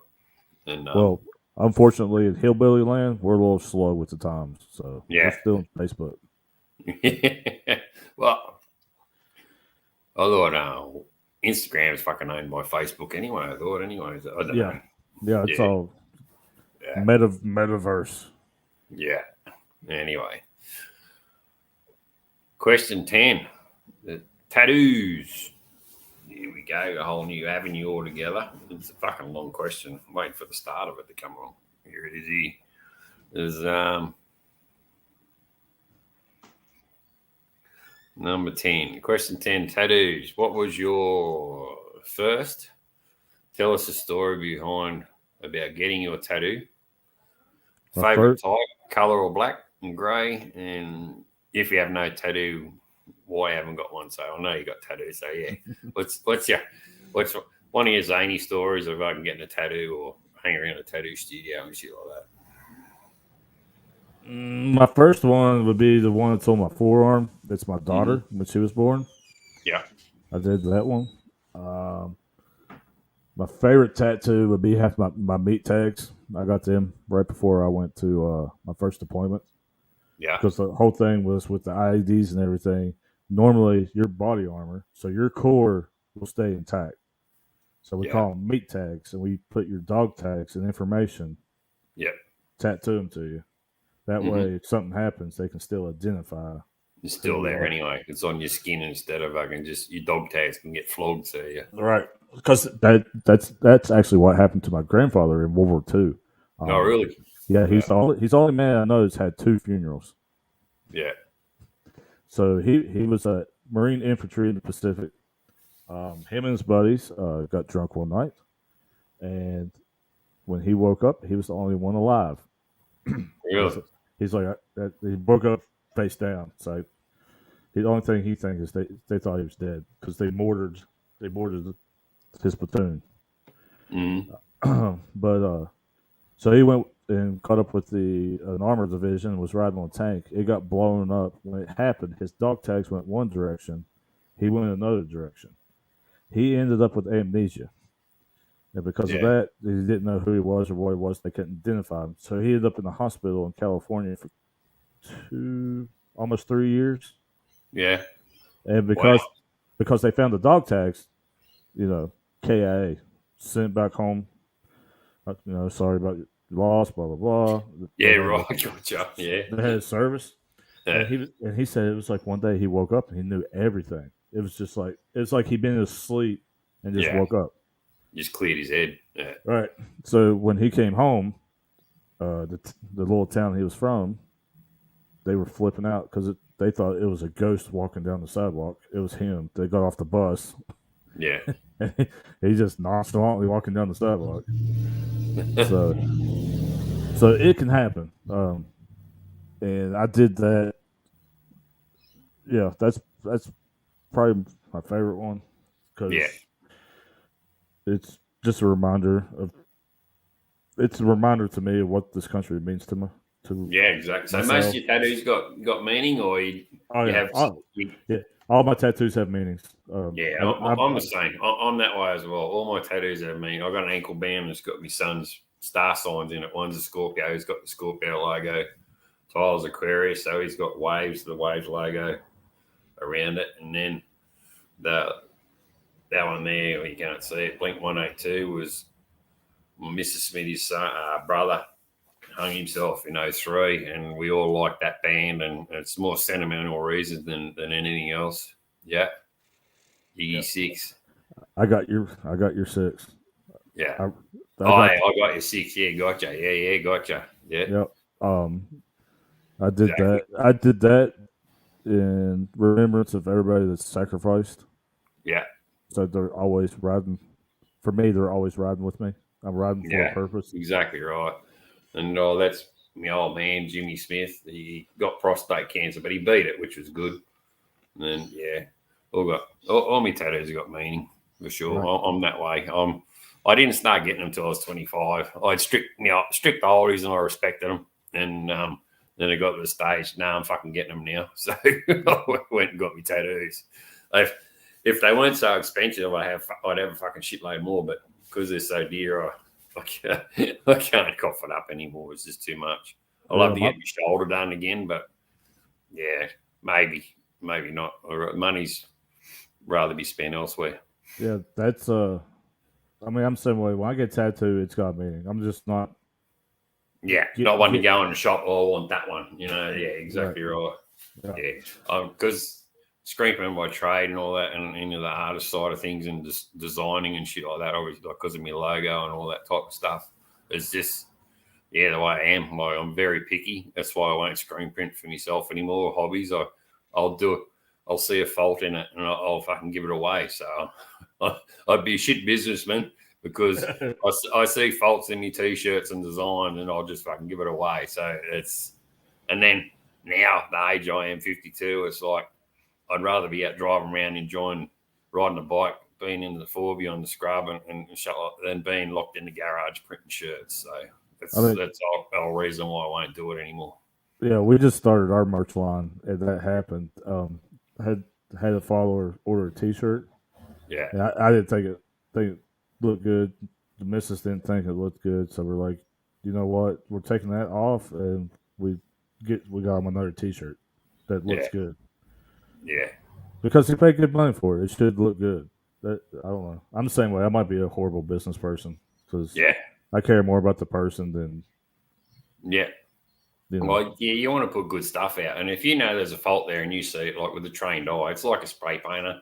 People might go, "Oh, look at that car," and our spray painter's he's rubbed through there, or he's got to run there, or he's got overspray under this and whatnot there, and just the trained eye just fucking picks everything, especially if you're in that field of work. Because I know I'm like that with screen printing. If I see a poster, although now everything's digitally printed, so there's rarely any faults now. So the digital printers are sort of knocking the screen printing side of things out of the park now. So it's too easy. You don't get those collars though. Screen printer shirts like wet color, and you got to rego it all yourself. Whereas the digiprint, you just push the button, it does it like printing a fucking poster. But you're doing it on a shirt. And but they can flog it off for $20 a shirt. Whereas you do it labor in the right way, it's like a $90 shirt. So you're going to buy a $20 shirt that looks good than a fucking $90 shirt that looks okay. So it's just not going to work. Yeah, but for me, it's all about the person. I prefer to support a small business. Yeah, any day. Exactly. I've got a design for a shirt, and I've spoken to a few screen printers, but prices are just fucking too much. So I will probably set it up again in here and get shirts done and do it myself. But I've got to save up money and get a plotter and to do that, and just to print 50 shirts and flog them off as a limited edition type of thing. So I won't be going too big in the shirt side of things. Merchandise, it would just be a limited edition of probably 20 or 30 or maybe 50 at the most. And I don't know. I just got spam cards printed the other day for this giveaway, so I got them. And then I want to, although I'm not a fucking calendar model, I've got an idea of doing a calendar of certain videos that I've done throughout the year, and just to bring back memories of what my channel's put out. And I'm planning to do that as more of a merchandise thing. I'll get one as a demo, and then just everyone can pre-order, and then I'll go and get them made up. And it's not a money spinner. It'll be just the same cost as what I fucking got to do to get it done. If it's $35 to do, it's going to be $35 to buy. Well, maybe postage added, but that's about it. I'm not one for printing too many merchandise shirts and all that, because I know I can't afford to go out and buy a shirt off every YouTube channel I watch, but as long as I know I watch them and that type of thing, and that's the best I can do, because money's hard to come by, and life ain't money. It's just life is living, really. That's why we don't charge anything for anything we do. Yeah, If you want to pay us, go out there and pay it forward. Do something good. Nah, exactly right. 10, I'll get to the next one. But yeah, the whole merch thing I think it's, especially, where they're asking for money and whatnot, and okay, it's to support the channel and whatnot, and just to cover the cost of what they're going to sell and whatnot. But it's just another thing you got to do. It's busy enough editing fucking videos than to do everything else. Trust me, I know. Yeah, me too. and like with the quality of your videos as well, and myself and whatnot, it's just, we put a lot of time into it. And like you've got a different editing fucking software than I do, and everyone does, which is what I like about this whole YouTube thing. And everyone's got their own style of how they do it, and if they've got good intros and whatnot, it's going to be a good video and things like that. So everyone's got their own. I got my style, you got yours. Everyone else has got their others, and if you like it, you're going to keep watching it. So it's not one to again. That's the problem, huh? The problem. I'm just playing. Nah. Well, I know my intro is just fucking me walking down got me bike parked at the old ice cream factory and just did an old shaky video, and well, to me, I like that. So that's it. That's my intro. And there you got other ones that are all cinematized and all this type of stuff, and good on them. But I couldn't do that for shit, especially with my software. So it's just. You know how long it takes me to make a good 30-second intro? 5 hours. At least. Yeah, it takes a lot. Exactly right. There's if you actually look on my screen on my editing software, you would not realize how many layers and stuff it takes. Yeah. Just to make that blip of something happen. Well, it's even like that with a video. Like when you're editing, you got a fucking 10-minute video. It's taking you 2.5 days to fucking edit properly, just to put the music and the scene changes and your blends where they fold or blend into another one, or then adding music where you want it and you don't want it, and then you got to fucking save that and then add the next bit. So you got 5 or 6 fucking sections of video, then you got to marry it all together. So everyone knows what it's like, especially the ones that do editing. It's a nightmare, especially when you want to do a good one. And what I've learned is if you just take a little time and think about the trip you're taking and kind of make like a little outline in your head, that helps cut down your time in the editing part. Oh, exactly right. Because when I first started doing the editing and we were doing our stuff, we would just film random stuff all the time, just whatever all the time. And then it's what you're talking about, because you're spending a lot of time going back through that footage. Okay, what do I have? And then you're trying to make a list of what do I have? How will that fit into what I'm doing? So I'm taking 3 days to do a 15-minute video. Oh, exactly right. All right. Then mine ended up blowing out to be fucking half hour, 20 minutes anyway. So, but if it's good, I'll put it up anyway. So one's going to watch it, they're going to watch it. I know everyone says the shorter the better and all that. Well, it probably is, but if you got a decent movie and you want to show it and you're showing a place off, then that's what you do. Well, I'm not into that. All right, I'm not into the whole. It's got to be this time. Yeah, me either. What is your story? What's the story you're trying to tell them a story of what happened, right? With the video that you got. So what is your story? Well, that story might only take you 5 minutes, or that story might take you 30 minutes to tell. So I don't believe in that whole, the magic number. Nah, I don't either. Right? Nah, I'm not a ladder climber or a sub collector. It's just if the subs you got are watching you for you, and like you're saying, like it doesn't have to be 5 minutes or fucking If it's going to be a half hour, it's going to be a half hour. Yeah. Right. Tell that story. Yeah. So we started kind of in our heads, like if we're going somewhere, we're running through our heads. All right, we're going to this. We have some stuff already. Like, okay, we want to get some shots of this or shots of that. Yeah. And that has cut down my editing time dramatically because I know what that reel is. When I'm what good sections are along that ride to capture, then they have free space of just where you're riding and whatnot. Right. You can capture the good stuff. So, like the last video I just dropped, which was our Lone Star rally recap little thing. That 4-minute video took me like 45 minutes to make. Yeah.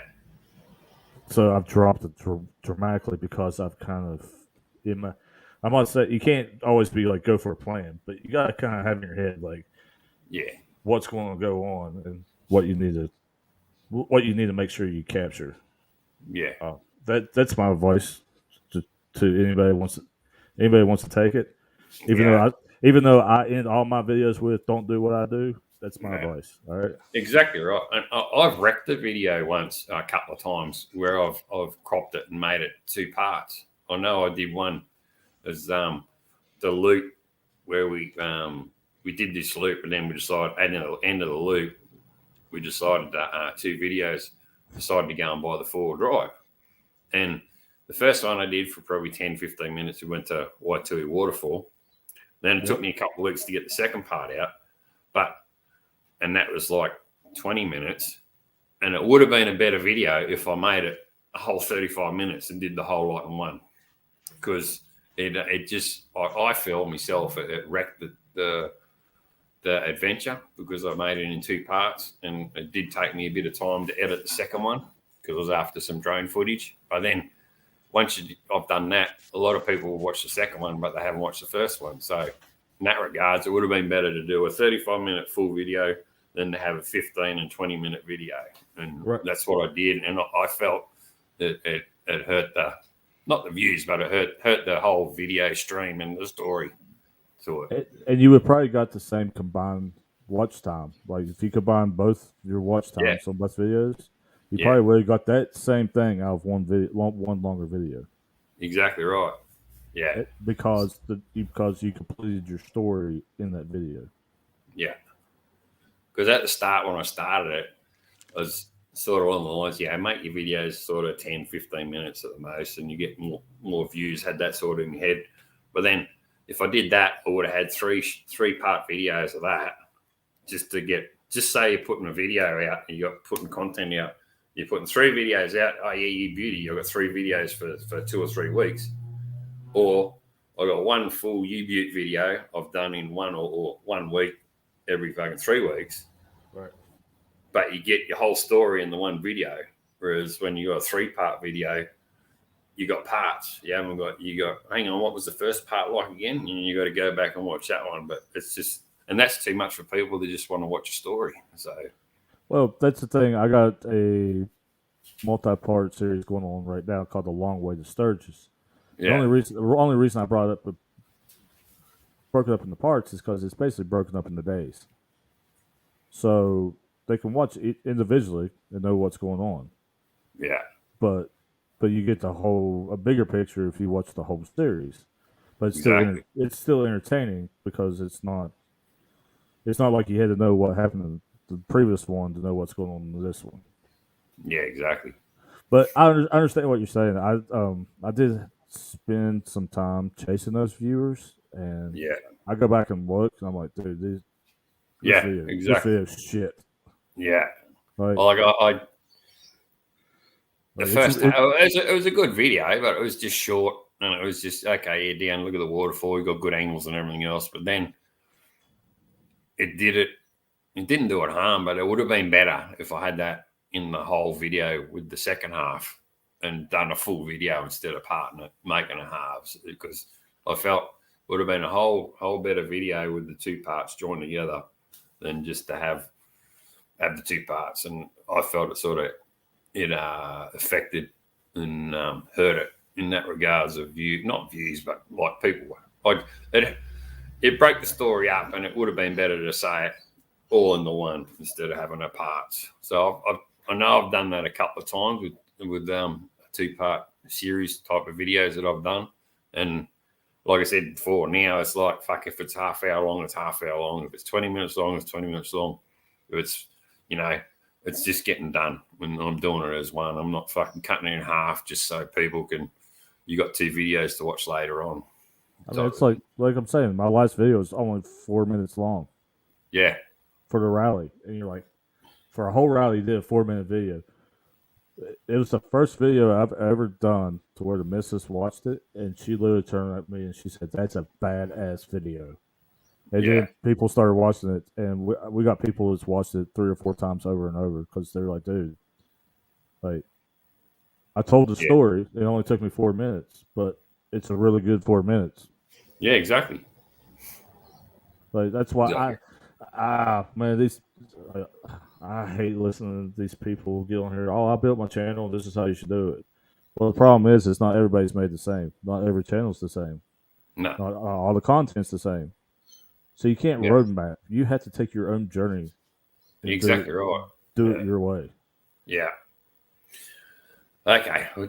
Number 12 is 2 to go. Is this the main thing on your to do on your bucket list? What's one thing you want to do on a bucket list? Go to Switzerland and ride my motorcycle. Yeah. That's really the last thing that's on my bucket list is to ship my bike to Switzerland and ride it through. Yeah, an awesome country there. It'd be nice. Yeah. I'd love to ship mine over and go ride the US, but fucking the US dollar to the Aussie dollar is so much. But hey, buddy, you don't. Because I'm not one for riding other people's bikes or hiring a bike. I'd like to ride my own. So yeah, but don't let it pass you up because you know people's got multiple bikes. So come on, you can stay with us. We'll ride.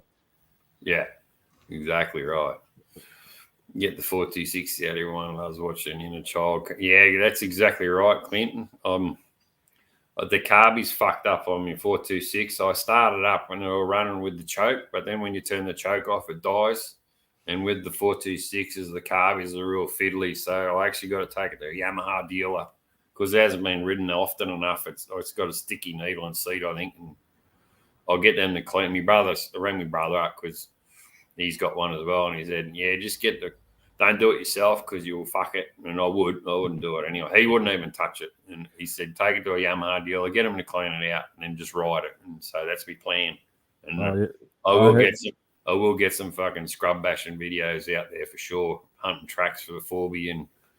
And I've got a plan for the intro to do. I've got 2 or 3 tracks I want to film on to make the intro for the 426. Hashtag weapon 426 is going to be cool.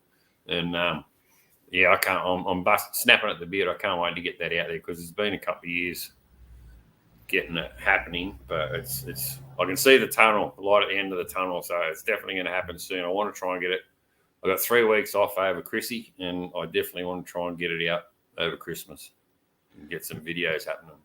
Yeah, I hated the metric bikes that I worked on that had the quad carbs. You spend all day cleaning, rebuilding, and then sinking the carbs, and you go to slide it back in, and you bump it. Yeah. Yeah. It's just an aggravation because, like, you're like, dude, I just spent the last hour sinking these carbs perfectly. Yeah. And now one of them's out because I bumped it while I was putting it back in. Oh, exactly. And like my brother, they're too fiddly. And my brother's, he's a fucking mechanic by trade. And he said, nah, I won't even touch it. So he said, just take it to a Yamaha dealer, get them to fucking clean it properly. All I need is a clean. It doesn't need the idle screw turned up or anything. You do that, you'll fuck it because it's tuned right. But it's just not idling. So get the carby clean. It's got a new plug and all. I've done everything. New plug, whole lot, but it's just not idling when the choke's off. So I'll get them to clean. It's been sitting around too long. I'll get them clean it because you got to, for them, you got to keep it fresh. You got to keep fresh fuel in it when you ride it.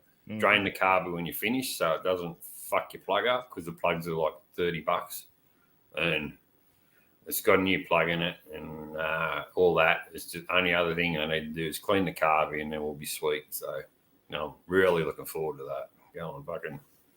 Going hammer and tongs, feel like a fucking teenager again, as long as they don't come off.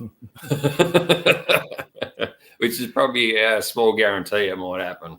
As long as it's not in a big way, I'll be happy. Because they got a tendency of hurting you if you come off too quick. Last question. Yeah. Final question. There's nothing to think. Future plans for your YouTube channel this year and what should we expect? All right. The only plans that we have for the rest of the year, the Lone Star Rally was our end of the year last rally we were going to do. We're going to go back home to West Virginia for the last couple of weeks of the year. While we're there, we're going to do just a get together. It's like a moto meetup. The cool thing about our channel and where we come from is a lot of small town, rural places, and we've seen a big influctuation of people starting their own stuff, starting to become creators back from where we're from, and we're very honored and blessed the fact that they sent us a message like, "Hey, we know you're from here. We watch your stuff. This is why we started doing it because we want to follow our dream." So we just want to get back at the end of the year and we want to meet all these people. Not that we're going to give them advice or anything, but it's great to see people from your hometown, doing that stuff. Yeah. And we gave some hints. The Lone Star Rally should give you some hints of what's coming in the next year. If you guys, anybody followed it or watched? Yeah. I haven't seen that one yet. I've seen it there. I was going to watch it before I jumped on, but I thought I'll watch it later. So I'll definitely have a squeeze for sure. But there's some hints in there about what I'm going to do this coming year. What we are going to do this coming year. And that has to do with a possible manufacturer coming on board. Mm-hmm. But our big thing is we've been learning. When we started, we had an idea of how we wanted our videos to be, but we didn't know how to do it. So we had to spend all year learning how to do it. The silver lining of us losing our equipment was we were going to upgrade the equipment anyways. It just sucked because it was a lot sooner than what we planned on. Yeah. Because we've learned what we need to do. And but we are going to hit new part of the country this coming year. We did a lot of stuff out on the west side of the United States. Yeah. This year's coming, we're going to be doing a lot of stuff on the east side of the United States. And possibly Canada, some Nova Scotia, Cabot Trail stuff. Yeah. Canada's a nice spot and all that. It's a go. Cool. And hopefully, we'll have a chat later and whatnot and see if we can sort out this second podcast thing. Even if we do it once every 3 weeks or even once a month like this live, do something like that. And I know the main thing is getting a theme and how we're going to do it. But no, we'll keep in touch and we'll get it sorted. Yeah. I don't know. I just love talking to people. It's kind of funny because I'm a quiet guy, but I love talking to people. And it's not that. It's not that. I love hearing everybody's stories. Yeah, honestly, I'm the same. So like we're so much alike. It's funny, like because I am quiet normally, but then if you got a good story and the convo flows, and you got a story to tell yourself, then it's just naturally like chatting at a pub, having a beer, and fucking and talking and having a bit of a laugh and here and there and a joke, and that's life. It's just the way it is. That's the person you are. So I am anyway. So. The reason I love to hear stories is because you got such a wide spectrum of personalities. Exactly right. But there's one thing that brings us all together, and it's a motorcycle. Yeah. I think that is if people don't think that's the coolest thing ever. Yeah. I mean, you think about everything else that goes on in your life. Yeah. That actually drives people away. Well, again, another story is how I got into bike riding. Is I got two older brothers, 8, 11 years older than me. One raced motocross, that was Gary, he's a middle-aged one, and Terry raced speedway, raced midgets, 500s, and their motorbike engine in a little sprint car. And we lived at Yass, and we go to Jasper, a little speedway there, and they'd race them every weekend, so club races each weekend. And I was like 8, 11 years older than me. I was 6 years old. I got an MR50, and while they weren't racing, I was riding around the pits. And then while they started to race, I'd stop, go watch them race, then go back, jump on my 50, and I'd just ride around circles, or they'd have a place where I could fucking ride for the day, and I'd ride around to 2 or 3 fucking tanks of fuel that weekend, riding around the circles. And then the funny thing is, like, Mum, before Dad introduced the bike to me, we had an organ, and Mum wanted me to teach music and play the organ, which I could quite well. But then she'd blackmail me and say, "You won't go motorbike riding this weekend unless you don't do your practice." So she'd fucking blackmail me and bribe me into fucking make sure I do me organ practice and music before I would go and enjoy the fun on the bikes. But as soon as I was introduced to bikes, like bikes are it. Like I'm one of those, even riding back then. We go see Dad's sister in Collector, which is an hour, half hour, 40 minutes out of Canberra, which is where I lived at the time, and go see Dad's sister and back home for the day. And we'd be driving along the road. I'm the type of kid that was in the car back of the GT, and the old man would go, "Here they come." I go, "What?" "There's a bike coming." And I'd be one of those kids standing on the back seat, looking out the window, watching these Harleys and bikes. Probably a club, or probably just 2 or 3, or one riding. "There's a bike coming." And I'd be standing on the back seat. I'd wind the window down so I could hear the bike and watch him. And he'd just roar past. They'd give a wave or they'd give a holler, and I thought that was the fucking best thing in the world. And that just got me hooked. And ever since that day, I've wanted one of these, and it took me a fucking long time to get it because they cost a fortune. But that's why I won't upgrade. I won't sell it. I won't. It's vintage now. It's 30 years old, and I won't. Yeah, there's comfier Harleys and that out there, and bigger CCs, but that's what I had my mindset on. I remember when I seen one at the Marlin when I was 15, and I knew that's what I was going to get. And it took another fucking 20 odd years after that to get it. So why would I want anything different? And I know I'd love to ride a faster one and all that, but then now at my age and all that, I'd rather just cruise. And I love bikes. Like, it can be anything, any bike. I've only got 2 wheels and an engine. It's the freedom and just the fun of riding a bike in the dirt or on the road or anywhere else. That's it. It's a lifestyle. It's awesome. See, I actually grew up dirt track racing, cars, late models, modified. I didn't get into racing motorcycles until after high school.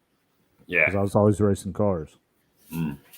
But I got a need for speed, man. That's my drug. Yeah, I was never allowed to race because I had weak bones growing up as a kid. I had a medical condition or I couldn't have meat or anything, so my bones are quite weak. If I fell over, I did break my arm 3 times as a kid growing up, just from fucking slipping on leaves on the grass and playing footy and whatever else. So mum wouldn't, and dad or mum wouldn't let me go race bikes or anything like that because I was fucking fragile, I guess. It would be too easy to fucking break bones at the time growing up. So I was never one. They wouldn't let me race, and I wanted to race bikes so bad. I wanted to race motocross like my brother did. And then we go see the sliders around the speedway. I love the 500s. I love watching the GP. Like fucking, they're insane. Watching one bloke go around the outside of 2 other bikes, so close, no brakes, so close to the wall and the dirt. It's just that's a buzz. Like I said, speed. It's just adrenaline. You just fucking point it and try and have it in the right direction. So yeah. I got into dirt track racing because I was always fascinated with engines. So, my father's company was one of the sponsors for a race team, and I got to know those guys, and they would let me come over to the shop and help, and I learned a lot.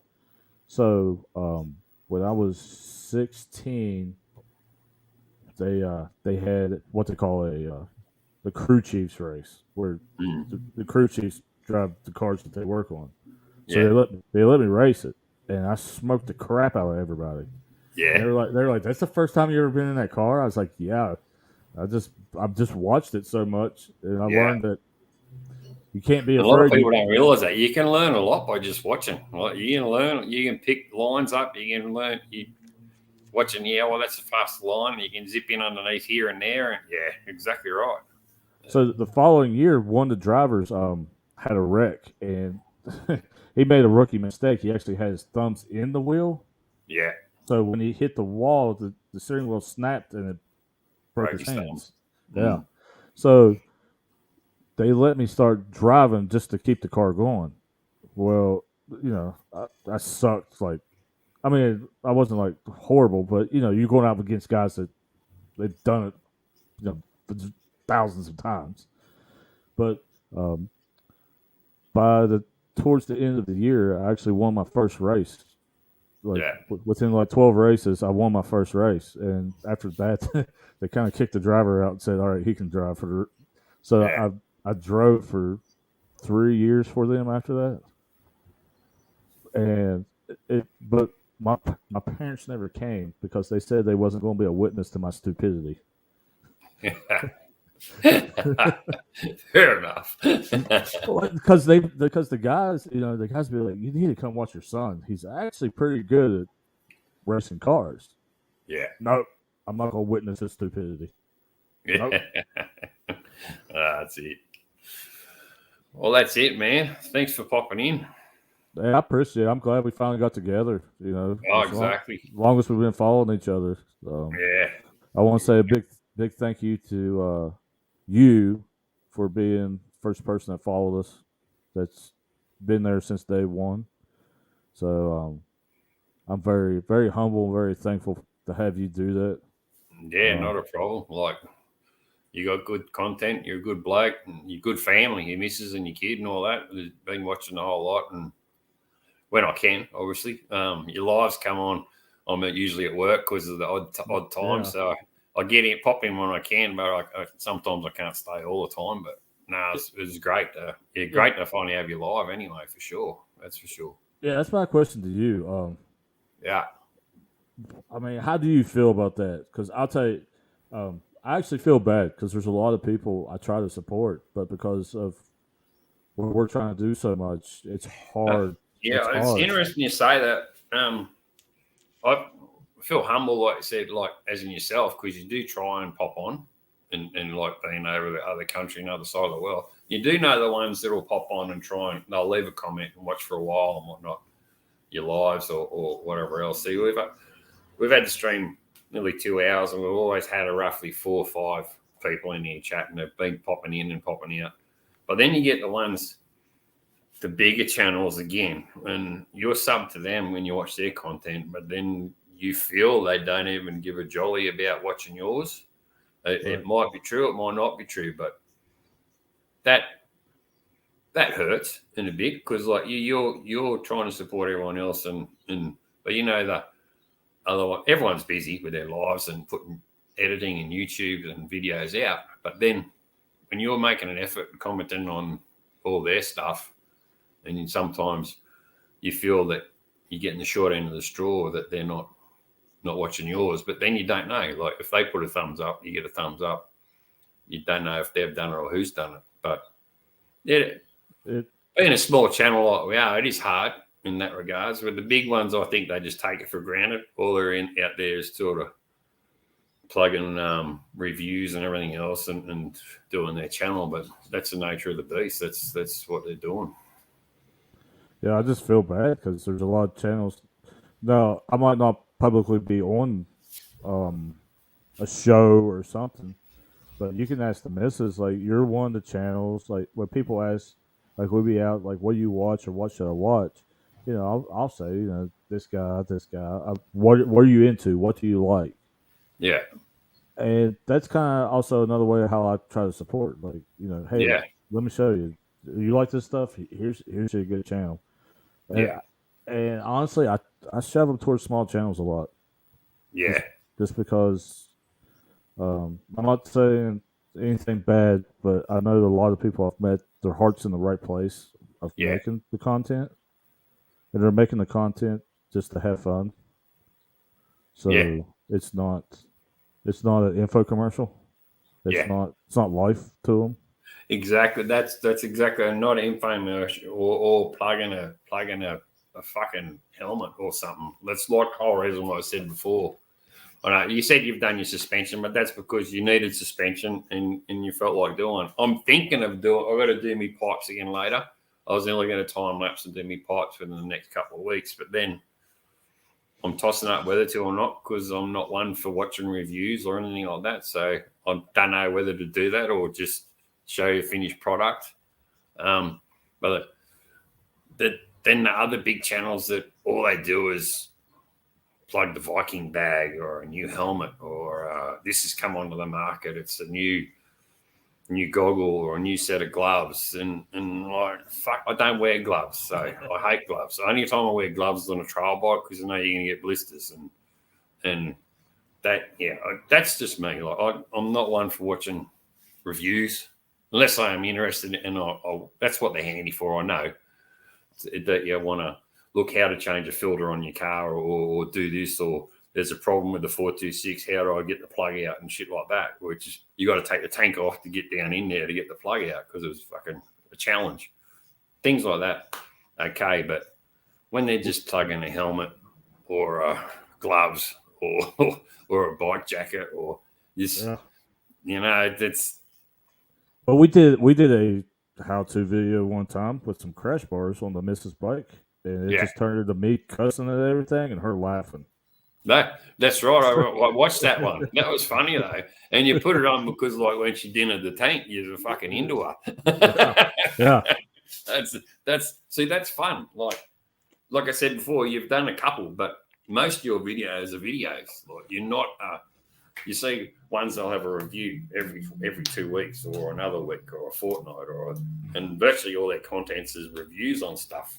It's like I'd rather see out riding or having a slinging match in a restaurant or you know, or camping in your driveway and shit like that. You know, funny stuff and entertainment.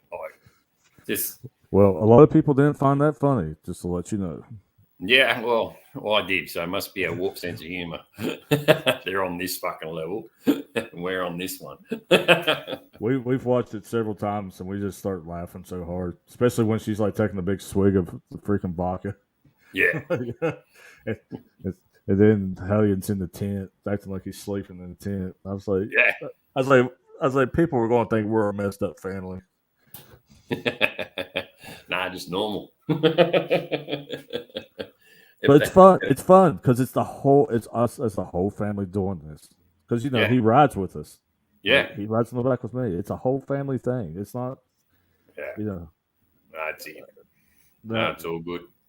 Now a lot of it's rated G. That's what I tell everybody. I was like, I am myself on camera, but we kind of have to limit what goes on camera because nowadays in the United States that can be used as evidence. So you only see like a third of what the actual craziness that happens. Yeah, exactly. Like, I'm not going to show you when we went to Topless Tuesday in Montana. All right. So what? We'll have to send that on Instagram, man.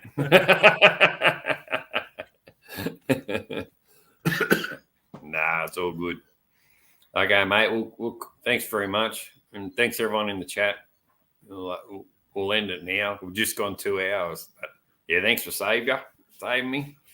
And enjoy your night. Cheers, guys. Later.